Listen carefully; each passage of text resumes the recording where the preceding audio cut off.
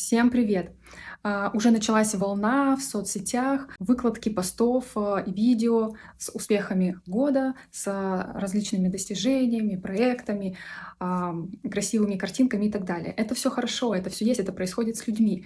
Но для некоторых в этот момент самое опасное — это начать завидовать, а зависть сушит кости в прямом переносном смысле, и сравнивать свою жизнь с чьим-то фасадом, при этом обесценивая себя и свои достижения, старания, стремления. Но ведь даже если мы вставали по утрам с кровати, когда у нас не было сил, это ведь тоже победа. Или когда мы проживаем свою боль, но продолжаем делать шаг за шагом каждый день, это ведь тоже победа. И когда мы превозмогаем себя, изменяем себя, трудимся над собой, это дорогая, дорогущая победа. Как будто это вот очевидные вещи, но в моменте почему-то мы об этом забываем. Пожалуйста, не обесценивайте свой путь. И те процессы, которые происходят в наших жизнях, с нашим сердцем, с нашим разумом. Ведь чтобы построить небоскреб, да и вообще, в принципе, любое здание, особенно вот небоскреб из наших мечтаний и амбиций, то нужно рыть землю глубоко вниз и фундамент закладывать. И это самые дорогостоящие объемные работы. Но это не миновать, это нужно. И так происходит в наших жизнях. Мы просто разрываем свою душу и сердце для того, чтобы заложить основания, для того, чтобы можно было строить. Да, мы хотим сразу красивость и упускаем, что есть внутренняя вообще-то еще работа, которую довольно часто бывает не видно долгое время.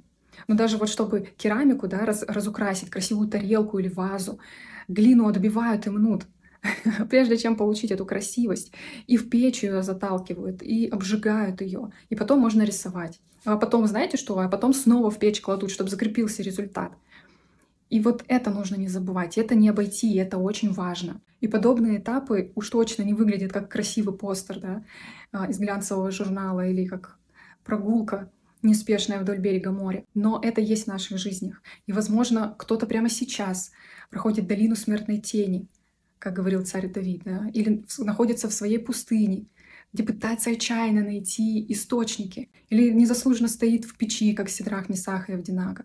И если это так, то я хочу вас ободрить. Не бойтесь, не сомневайтесь, не изнемогайте. Доверяйте Богу, тому, кто вас любит. Зовите Его, и Он придет. Говорит: «Воззови ко мне, и я отвечу». Он тот, кто способен восстановить наши развалины и выстроить наши стены.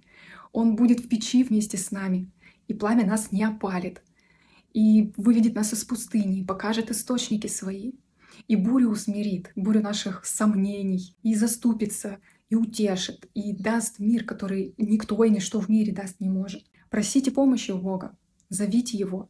Ведь просить мудрости у мудрейшего — это не стыдно, это не глупо.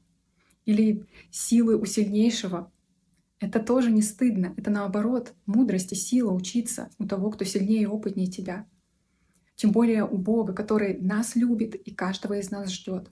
Он за каждого из нас умер. Иисус умер на кресте для того, чтобы мы могли обратиться к Богу, чтобы мы могли вернуться и обратиться к Нему. И Он очень рад, когда мы разговариваем с Ним, и Он с нетерпением ждет этого момента с каждым из нас. Вернусь в начало, было отступление.